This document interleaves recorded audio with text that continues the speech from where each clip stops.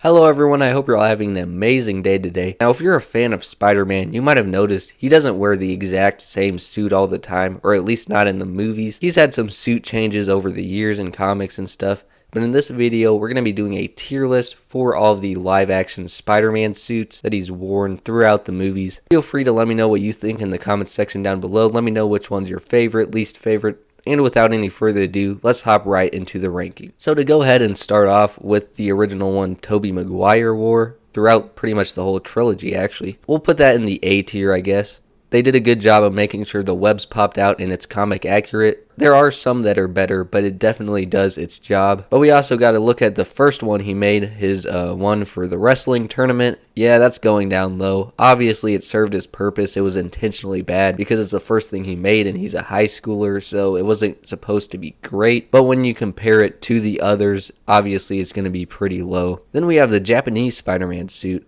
Now, obviously, his web thing is pretty big, but other than that, it's okay for what it is. I'm not going to put it high because it's clearly made from some cheap material from the 70s, and it's going to be the same with the American Spider-Man. Actually, I'm going to put him all the way at the bottom just because I don't like the way his logo looks. His eyes seem a little bit off-putting, and as I said, like the Japanese Spider-Man, it's some pretty cheap material, and it just looks less clean. Then we have the Bully Maguire suit, the one where he gets Venom on it, and I'm going to put it in the amazing tier actually. Now this was very different from the Venom symbiote suit in the comics, so it's not really comic accurate, but if you forget about the story and just look at it as a suit on its own, it's phenomenal. Like if Spider-Man wasn't lighthearted and he was like as dark as Batman, that's exactly what his suit would look like. Then we have the Andrew Garfield, the beginner suit, and I'll put that in the D tier.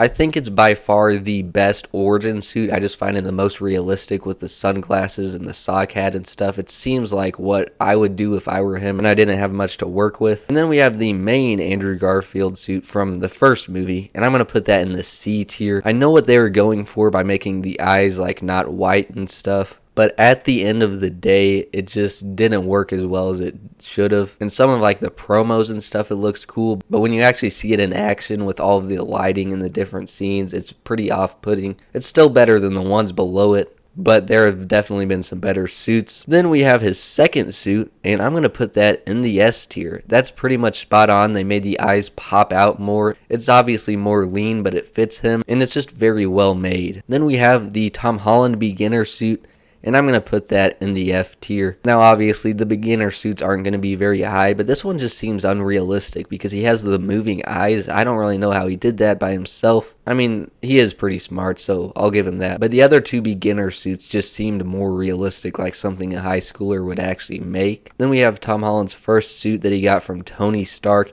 and I'll probably put that in the B tier. It is a little bit like too clean. There's too much gadgets and stuff that comes with it. There's just a lot of technology built in. And if you look at the logo and that kind of stuff, it's clearly property of Tony Stark, but it does look very good when he's in action and stuff. So it's still pretty good to look at. And then I kind of have the same logic here with his second suit. It's just more black and less blue. And then his Night Monkey suit, or whatever you want to call it, I think it's a little bit underrated. I'll put it in the B tier. I actually like when they do suits with more black. It's just pretty creative. This just isn't as clean as some of the other ones. Then we have the Iron Spider suit, and I'll also put that in the B tier. So far, Tom Holland has only had B tier stuff, and for what it is, it works. Obviously, he got it from Tony Stark. It's made of nanotech, so it serves its purpose, but when you compare it to the other suits, it's just a little bit too different, I guess, but it's good in its own way. And then we have this suit Tom Holland had, where he basically was capturing the villains in No Way Home with this, and we didn't get to see much of it, but I'm putting it in the A tier. The gold and the black actually work very well together. That one is legitimately so underrated. I wish we got to see more of it, but what we got was pretty good. Then we have this suit, which is pretty much the black and red suit, but with the nanotech yellow stuff on it. It's confusing. I'm going to put this in the C tier. I'm not really a huge fan of it, but it doesn't distract me from the other stuff going on in the film, so I can't really complain that much. But I just feel like red, yellow, and black don't really work together that well in this scenario. And there's a lot of just like fan art stuff down here. We don't really need to rank that because that's not actually from the movies. But finally, we have the final suit that Tom Holland gets in No Way Home. And he took inspiration from the other two Spider-Man, I would say. And at the end of the day, this is going at the very top. This, I think, is just the perfect suit.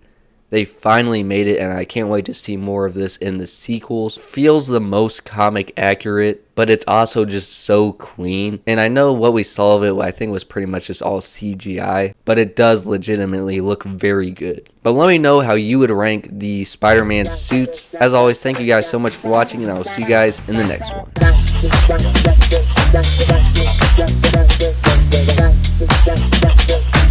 one.